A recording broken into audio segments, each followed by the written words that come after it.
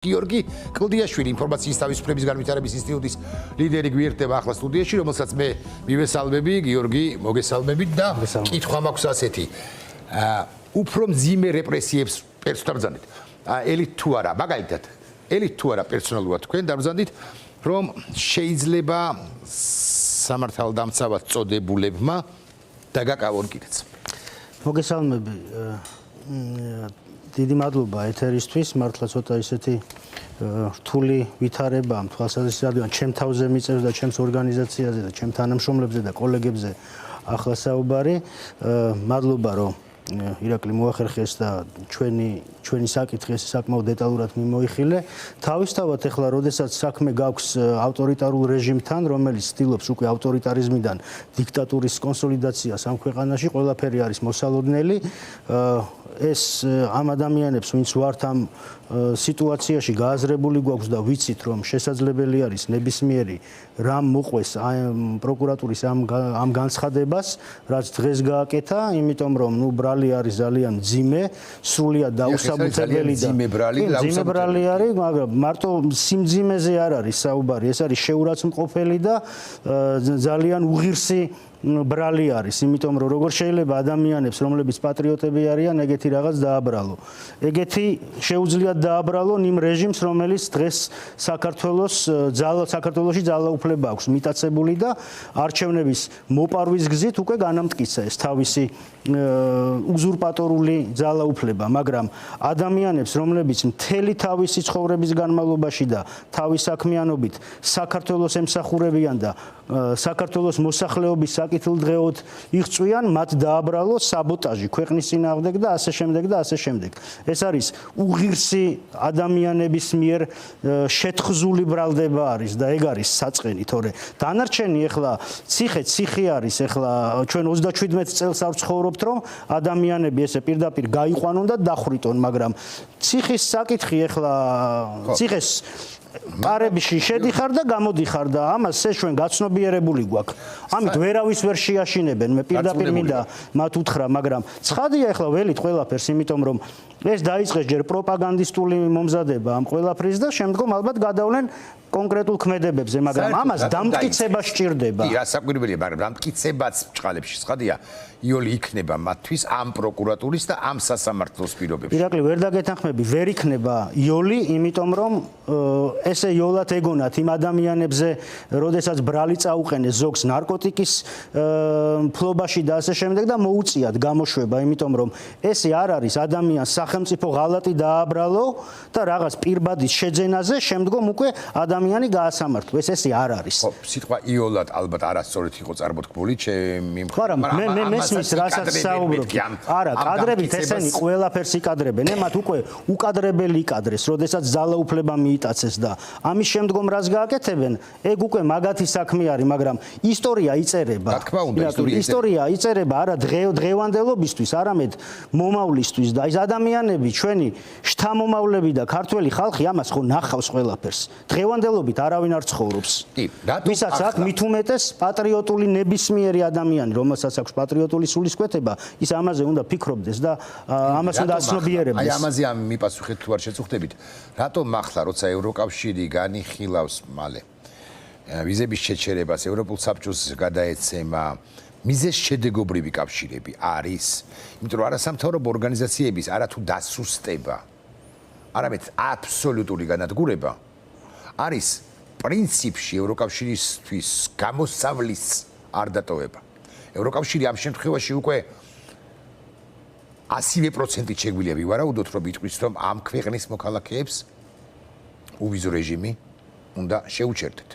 თქვენი აზრით. ცხადია, ირაკლი, ეს პირდაპირ კავშირში არის, ეს განცხადებაშიც დღეს ჩვენ პირდაპირ ვახსენეთ და შენც ისაუბრე სანამ ჩვენი ეთერი დაიწყებოდა ამაზე, რომ ევროკავშირს რა ქონდა მოთხოვნილი და რა პირობები დაუყენა საქართველოს ამ რეჟიმს იმისთვის, რომ ამ თვის ბოლომდე, ხო, 31 აგვისტომდე კონკრეტული ვადა დაუთქვა რაღაც კონკრეტული ნაბიჯების გადასადგმელად.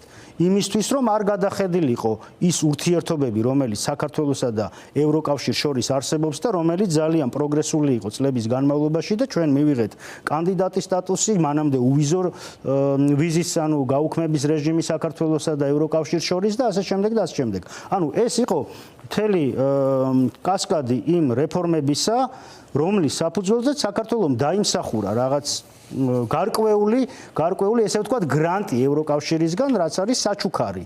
ეს არის თავისუფალი და მრავლის მხრივ თავისუფალი ვაჭრობა ევროკავშირთან, კანდიდატის სტატუსი, უვიზო მიმოსვლა და ასე შემდეგ. და ამ თვის ბოლომდე ევროკავშირმა მას შემდგომ რაც საქართველოს მართლმა რეჟიმმა განახორციელა რეპრესიული ნაბიჯები თავისი მოსახლეობის წინააღმდეგ, მათ შორის კონკრეტული ჯგუფების მიმართ, ხო ეს იყვნენ პოლიტიკოსები, ანუ ოპონენტები, ოპოზიცია პოლიტიკური, არასამთავრობო სექტორი, სამოქალაქო საზოგადოება, მედია ორგანიზაციები და ასე შემდეგ, დაუთქვა კონკრეტული საკითხები. ეს იყო რეპრესიული კანონი, დრაკონული კანონების უკან გაწვევა, იმისთვის რომ ევროკავშირს აღექვა საქართველოს ამ რეჟიმის ნაბიჯები იმისთვის რომ მას რეალურად სურს ევროკავშირში ქვეყნის ინტეგრაცია და ევროკავშირთან ურთიერთობების კვლავ დათბობა, პრაქტიკულად მათ მოთხოვეს პირველი რუსული კანონამდე არსებული სტატუს-კვოს აღდგენა. ამ დრაკონული კანონების გაუქმება, ანტიკორუფციული სამსახურის რეალური დამოუკიდებლობა, ამის არ გამოყენება პოლიტიკური ოპონენტებისა და სამოქალაქო საზოგადოების წინააღმდეგ და ასე შემდეგ.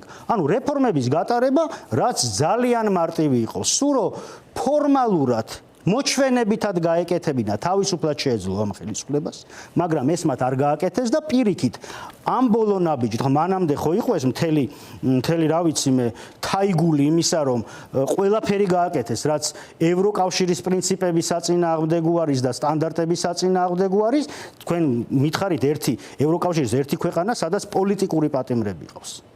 ეს ხო სულიად შეუთავსებელია, ახლა შენთან აცხადებ, რომ მინდა ევროკავშირში წევრობა, ეს არის ევროკავშირის სურვილი კი არა, საქართველოს მისწრაფება და ქართველი ხალხის გამოხატულინება.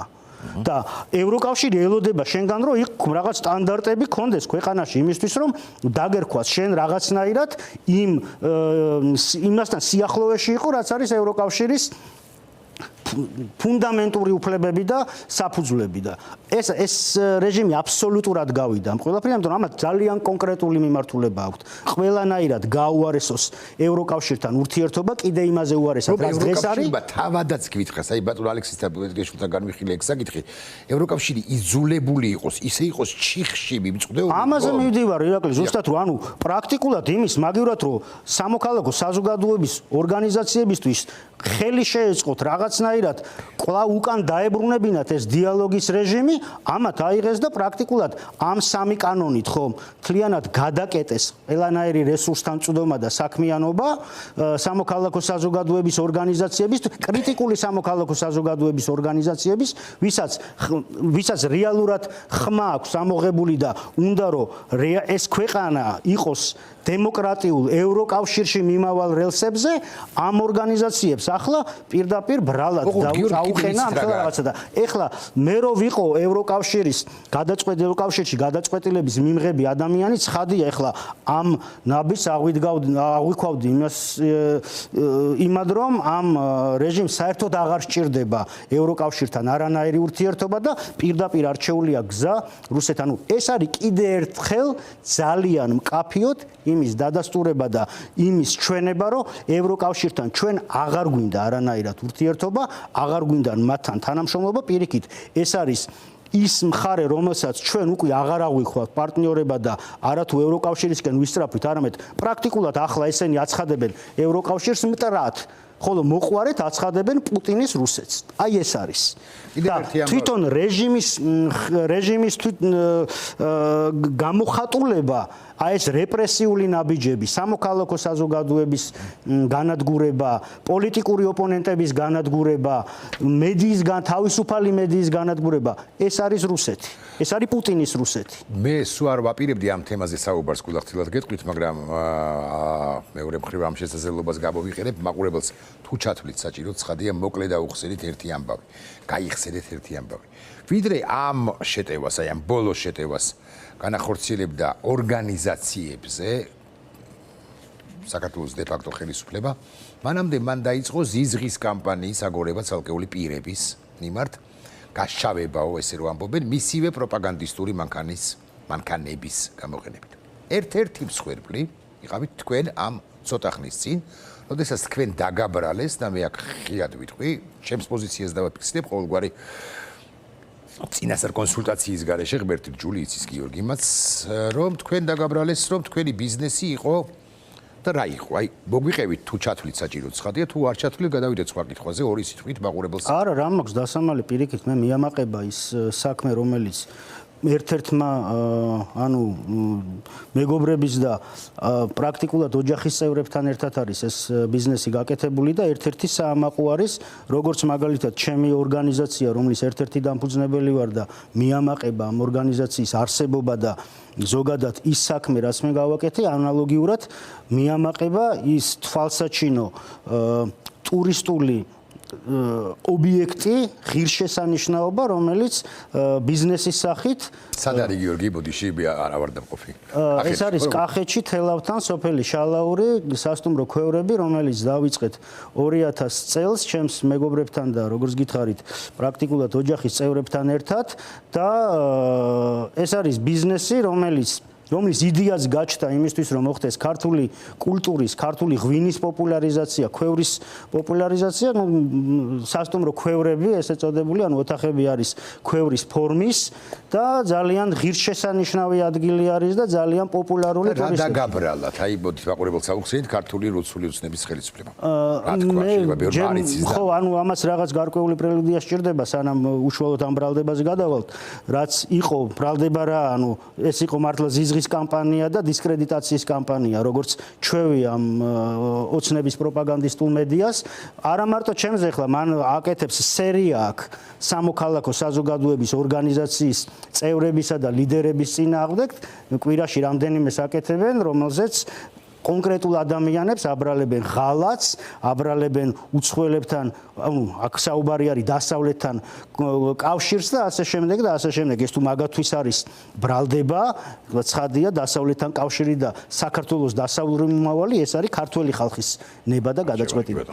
მაგრამ ბიზნესი დავიწყეთ ბანკის სესხით, რომელიც მხარდაჭერილი იყო ამავდროულად აწარმოეს საქართველოს პროგრამის უმასპინძელი საქართველოში პროგრამის ფარგლებში და ეს იყო 2020 წელს პანდემია როდესაც დაიწყო ზუსტად იმ პერიოდში ძალიან დიდი სირთულეები გამოვიარეთ, იმიტომ რომ მთლიანად პრაქტიკულად სესხით არის გაკეთებული ეს ბიზნესი და ბევრი წინააღმდეგობა ქონდა, იმიტომ რომ რთული ბიზნესი არის, როგორც ბიზნესი, ახლა მე იმდენად პრაქტიკულად თვეები გადის, რომ მე იქ ვერ ჩავდივარ ჩემი საქმიანობიდან გამომდინარე და პირდაპირ ვიტყვი, ყოველ დღე ვცდილობ, რომ თუ ვერ ვახერხებ ყოველ დღე, ჩემთვის ძალიან დიდი ხინჯია რუსთაველზე რომ არ ვიყო, ღიად გამოვხატავ პროტესტს, მშვიდობიან პროტესტს ამ რეჟიმის წინააღმდეგ და მე დარწმუნებული ვარ, რომ ეს პროტესტი მოიტანს მშვიდობიან შედეგს და საქართველოს დაუბრუნდება აი იმ ქართულ საწყისებს და საქართველოს რეალურ მომავალს, რაც არის ქართული და ევროპული მომავალი, აი ამას ვაპროტესტებ რუსთაველზე და ვერ ჩავდი, ანუ ვერ ვარ ისე ჩართული აი ამ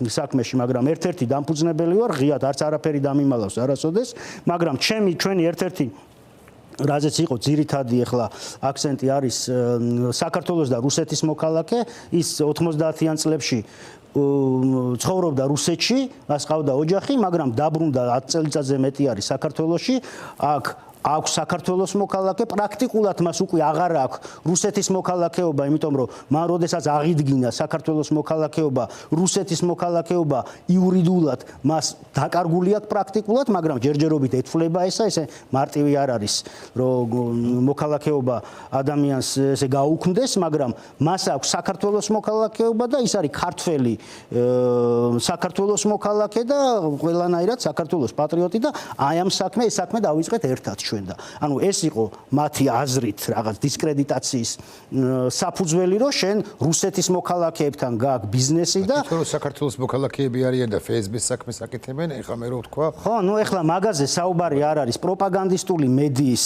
საერთოდ ზოგადად მუშაობის პრინციპი არის ის რომ ჩირქი მოგცხოს და მე შენ თავის სამართლებელი ცხოვრებაში არ მექნება და არც მქონია და ამათან მით უმეტეს რა უნდა გავიმართლო კიდევ ერთხელ ვიტყვი რომ საამაყო საქმე არის და ბევრ ადამიანს ქართველს და საქართველოს მოქალაქეს ეს იამაყება და სიხარულის სტუმრობს ამ სასტუმროს და თუ რამე პრობლემა არის ჯობია იმაზე ისაუბრონ და არა ეგეთ მოგონილ რაღაცებზე მაგრამ ნუ ეხლა ეგ ცხადია ეს რისთვის იყო გაკეთებული ეს მზადდებოდა ეს ჩაჭვის 2 ან 3 რგოლი რასაკვირველია და მერე მიყვებიან და არ ვიცი კიდევ სხვა კამპანიებიც იქნება თქვენი მეგობრების როგორც ზოგადად ცხადია ირაკლი ჩვენ ამას ველოდებოდით ეს გაცნობიერებული გვაქვს იმიტომ რომ ამ რეჟიმისგან შენ რამე კარგს ელოდო ეს ხო გამორიცხულია პირიქით ეხლა რამე რო არ გავნონ პირიქით ადამიანი უნდა დაფიქრდა ესე იგი რაღაცას კარგს ვერ აკეთებ თორე ამადგან დისკრედიტაცია დევნა რეპრესია ციხე იქნება თუ რა ვიცი მე ნებისმიერი ანგარიშების გაყიდვა ხო პრაქტიკულად ამით ორგანიზაცია პარალიზებული არის იმიტომ რომ ეხლა ვერც ოფისის ქირას გადაიხდი ადამიანი ვერც კომუნალურ გადასახადებს და ასე შემდეგ ეხლა შადია ვერც ხელფას დაარიგებ და არაფერი იმიტომ რომ ეს უნდოდა მათი შეჭირვება მე ვიცი ამ კითხვაზე პასუხი მაგრამ მე ვიცი იმიტომ რომ ჩვენ ვიცნობ წლები ერთმანეთს თქვენს პიროვნულ თვისებებს ვიცნობ გიორგი ჩვენ მეგობრობთ მაგრამ ფართო საზოგადოებამ შეიძლება ან ფართო საზოგადოების ნაწილმა შეიძლება სულაც არის თუ ესე გიჭირს გიორგი აი შედობით ურთიერთობაზე გამოდმოთ ხო აგე ბიზნესი პრაქტიკულად აი ესეთი დისკრედიტირების ცდელობაა ყოველ შემთხვევაში შენ პერსონალურად თქვენ პერსონალურად ხელფასს ვერ დაარიგებთ და კომუნალურ გადასახადებს ვერ გადაიხდით ოფის იზოლებული იქნებით რომ დაცალოთ და შემოსავალი არ აგაქვთ არასამთავრობო ორგანიზაციის ხრივ თუ კუთხით ხაზით ხო ფაქტია მე ვიცი პასუხი კვლავ ვიმეორებ არ გიფიქრიათ წასვლაზე არა აყურებელს უთხარით თორე მე კი ვიცი არა რაზეც ჯერ ეს ერთი ახლა ჩემთვის მე ამას პირდაპირ ვიტყვი არც ბიზნესს ქონდა მნიშვნელობა ბიზნესის მხოლოდ ბიზნესი რო ყოფილიყო ჩემი мотиваცია და ჩემი ცხოვრებისეული აზრი მაშინ სულ სხვაგან ვიქნებოდი და ბევრად უკეთესად ვიქნებოდი მაგრამ არა ახლა ჩვენ ეს ადამიანები ვინც სექტორში ვარ და ვინც აქ ყოველდღიურად ვცდილობთ რომ საქართველოში მდგომარეობა გაუმჯობესდეს ამ ადამიანებს რომლებსაც უჭირთ ადამიანებს რომლებსაც აქვთ პრობლემა ამათ დავეხმაროთ ანუ IDFI საქმიანობა მიმართული იყო და ჩემი კოლეგებს ხა ბევრი პროფილური ორგანიზაცია ეხლა მე შემილია IDFI-ზე ვისაუბრო მაგრამ ბევრად მეტი შემილია ვისაუბრო ჩემს კოლეგა ორგანიზაციებზე რომლებიც არათუ ნაკლებ არამედ ბევრად მეც აკეთებენ ვიდრე IDFI აკეთებს მაგალითად ეს არის უფასო იურიდიული დახმარება ეს არის სხვადასხვა მოწყვლადი ჯგუფების მხარდაჭერა სათემო ორგანიზაციები შეშემოპირების მხარდამჭერი ორგანიზაციები ბავშვები ქალები ანუ ძალიან ბევრი სოციალურად დაუცველები ადამიანები რომლებსაც პრობლემა აქვს სახელმწიფოსგან მაგალითად სხვადასხვანაირად ვიწროვდებიან ეს არის მაგალითად არაძლევენ უფლებას მიწის რეგისტრაციას თუ ასე შემდეგ. გარდა ამის არის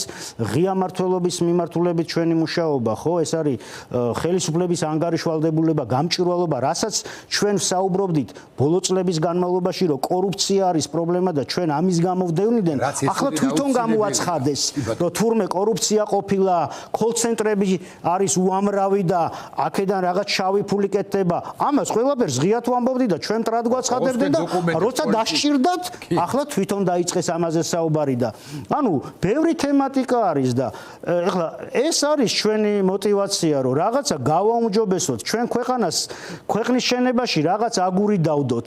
ჩვენ გვწამს იმისი, რომ სწორ საქმეს ვაკეთებთ. ჩვენ გვწამს იმისი, რომ ის საქმე, რომელსაც ჩვენ, ანუ სხვა მიმართულებით რო გვემუშავა, ხო, მარტო წმინდა ბიზნესის თვალსაზრისით შეიძლება გაცილებით უფრო მეტი დოვლათი ქონოდა, მაგრამ ჩვენ ინვესტიცია შემოგვა ქვეყნიდან, ეს იყო საგარეო გრანტები, იმისთვის რომ ეს ყველაფერი გვეკეთებინა. ესეც გადაუკეთეს ქართულ ხალხს. ანუ ის ინვესტიცია, ის მხარდაჭერა, რომელიც ევროპიდან, შეერთებული შტატებიდან ჩვენ შემოქონდა იმისთვის რომ ამ ხალხისთვის მოგვეხმარებინა, ეს გადაკეთეს. მათ არ უნდათ რომ გვესაუბრათ მათი უფლებებზე გვესაუბრა ამ ხელისუფლების ჩართულობაზე კორუფციაში და იმ რაღაც ტრანსნაციონალურ დანაშაულებში. ეს არ უნდა ზუსტად და ამიტომ გდევნიან თორე ახლა ჩვენ რო ხმა არ მოგვეღო ბიზნესი ახლა ოცნებასთან შეგრული ყოფილიყავი და ასე შემდეგ ბიზნესიც უფრო განვითარებული მექნებოდა და ბევრად უფრო უკეთესად, მაგრამ არ არის ბიზნესი ის პირიქით მე დადებული მაქვს, ჩემი ბიზნესის დადებული მაქვს და ვიცი რა საფრთხე შეიძლება კონდეს და რა პრობლემებით შემექმნას. ჩემ პირად უსაფრთხოებას ვიცი რა შეიძლება შექმნას და არაერთხელ ყოფილა ხო გინდა ოფისზე შეტევა ან კიდე პირადად ასე შემდეგ. იყო ეს ყველაფერი, მაგრამ ამა როგორ უნდა გამაჩეროს ახლა? ის არ თქვა, რაც მე ვფიქრობ, რომ სათქმელი არის და ის გავაკრიტიკო. აქ მშვიდობიან პროტესტზე არის საუბარი. პროტესტი არის ადამიანის ბუნებრივი მოწოდება, როდესაც შენ უსამართლობას ხედავ ამოგდის ახლა თუ ადამიანი ხარ და ადამიანად თვლი შენ თავს რომ დაინახო უსამართლობა და ხმა არ მოიღო და ამას შეეგუო და თვალი დახუჭო და პირიქით ამაზე ხელი მოითფო, მაშინ ეს ჩემში და ჩვენში არ დევს. ამას ვერ ეგუებიან, იმიტომ რომ თვითონ არიან ფულის მოხვეჭაზე, ფულის შოვნაზე, გაკეთებაზე და კეთებაზე კი არა ლეგალურად, ფულის შოვნაზე, ფულის მოპარვაზე, ხალხის ბიუჯეტიდან მოპარვაზე და უცხოელების გაძარცვაზე, კოლცენტრებით და კორუფციით. ამაზე არის ირაკლი საუბარი, რომ ამას ვერ ეგუა, ეს ვერ გაუგიათ, რომ ეგ იყო მთავარი ამათი ალბათ ის ვერ შეგნება იმისი, რომ კაცთან ბიზნესი აქვს და არ ხეირობს ეგეთი რაღაც როგორ შეიძლება და რაც მოიგონეს რუსეთის მოქალაქესთან აქვს ბიზნესიო ის კი არ თქვენ რომ ქართველია ეს ადამიანი და ქართველები არიან და საქართველოს მოქალაქეები არიან არა რუსთან აქვს ბიზნესი და ამით ხეირობს ჯერ ესეთი რას ხეირობ პრობლემა აქვს იმიტომ რომ ეხლა ეს ძალიან რთული ბიზნესია მით უმეტეს სტარტაპი რომელიც სესხით არის გაკეთებული მაგრამ ამას ვინ იტყვის ამათ ეს ამის თქმა ხო არ უნდა პირიქით ესენი საუბრობენ იმაზე ნეტა ძალიან კარგად იყოს ყველაფერი და დარწმუნებული ვარ ნორმალურ ქვეყანაში სადაც იქნება კარგი ტურიზმი კარგი ხელშეწყობა ტურიზმის აი არანაირი ხელშეწყობა არ ყოფილა ამ თვალსაზრისით რა და ეხლა ცხადია ესეთი ბიზნესებიც უნდა იყოს და ბევრად უკეთესად კიდევ ერთხელ ვიტყვი ვამაყობ იმიტომ რომ ბიზნესის ისეთი შექმენი რომელიც ღირსშესანიშნავი არის და რომელიც ერთ-ერთი ყველაზე პოპულარული არის საქართველოში ჩამოსვლელი ტურისტებში გინ რეიტინგი და გინ სხვა მაგრამ არა ამათვის ეს გაუგებარი არის ამათ იციან ფულის შოვნა ფულის მოპარვა და ჩირქის მოწყობა კიდე ოპონენტებისათვის თვითონ რათა იმას კი არ ამბობენ რომ შენ მაგალითად ჩვენ შენზე უკეთესი ვართ ჩვენ რუსები ვართ პირდაპირ ამბობენ კი პუტინისტები ვართ მაგრამ აი შენ თურმე ეს რო გვაკეთებდი გავს თურმე ესეთი პუტინისტი ყოფილა ეს არის მაგათი მიდგომა წარმოიდგინე ირაკლი ხო და არ შეიძლება ქართველი ადამიანი ამას ვერ აიტანს საქართველოს ასეთ რაღაცას ვერ გაუძლებს და არ გაუძლებს იმიტომ რომ პროტესტის გზნობა საქართველოს მოსახლეობის უმრავლესობაში არის, აი როგორც ჩემში არის პროტესტის გზნობა, ისე აი როგორც შენში არის პროტესტის გზნობა ამ უსამართლობის და უკანონობის წინააღმდეგ. აი ისე არის ყველგან და უმცირესობაში არიან. ეს არის ეგ უხეთქავს თო მაგათ გულს თორე ეგსენი რომ ამათ რო იცოდნენ რომ უმრავლესობად მათ ხარეს არის და ამ ქვეყანაში უმრავლესობა ღმერთმა დაიფაროს მათ ხარეს იყოს, ისინი ძალიან წყნარად იქნებოდნენ. აი ეს რაღაც კლოუნა და მაგათ არ დასჭირდებოდათ, რასაც ისინი შადიან. რომ ორგანიზაციებს თან გამოაცხადეს ქვეყნის საბოტაჟს და გადატრიალებას აწყობდნენო და ანგარიშები გაყინეს. და რა გამოაქვეყნეს რომ 10 პირბადე იყიდა IDF-ი 2024 წლის აპრილში კანონი როდესაც მიიღეს. მაშინ როდესაც გასუშვებდნენ და ჩვენი ოფისი არის პირდაპირ პარლამენტის გვერდზე, გაზი შემოდიოდა ოფისში. 10 პირბადეზე არის თურმე სახელმწიფო გადატრიალება დაფუძნებული. 10 პირბადის შეძენაზე, ღიად ზედნადებით. აი ეს არის ამათი რეჟიმი. ლეგალურად რო იყიდებოდა იმ პირბადეების შეძენაზე. პირბადე 20 ორგანიზაცია 20 თანამშრომელი მყავს ორგანიზაციაში და 10 იყიდეთ. 10 პირბადე ვიყიდე 20 წაგიყიდია. ხო, ნუ იმიტომ რომ თანამშრომლები ესწრებოდნენ ამას, მონიტორინგს ეწეოდნენ აი მიმდინარე პროტესტისა და ერთი თანამშრომელი დაიჭირეს პროტესტის პერიოდში ზუსტად მაშინ, როდესაც მონიტორინგს ეწეოდა. აი ამაზე არის საუბარი რა სახელმწიფო გადატრიალება და საკურველია საბოტაჟი. სისულელია ჩვენ გავიმარჯვებთ გიორგი ძალიან დიდი მადლობა გიორგი კლდიაშვილი იყო ჩემი სტუმარი ძალიან დიდი მადლობა მხარდაჭერა კიდევ ერთხელ ჩემით პერსონალური მხარდაჭერა თქვენს ორგანიზაციას მხარდაჭერა დიდი მადლობა და ყოველთვის აუცილებლად გავიმარჯვებთ მე ამაში დარწმუნებული ვარ და აი იმ კითხვაზე რომ ქვეყნიდა რატო არ მივდივარ არცაც წასასვლელი არ მაქვს და გამარჯვებაშიც დარწმუნებული ვარ ჩვენ ვიქნებით დამოუკიდებელი და ევროკავშირის წევრები ბევრისთვის იქნება დარწმუნებული ვარ გადამდები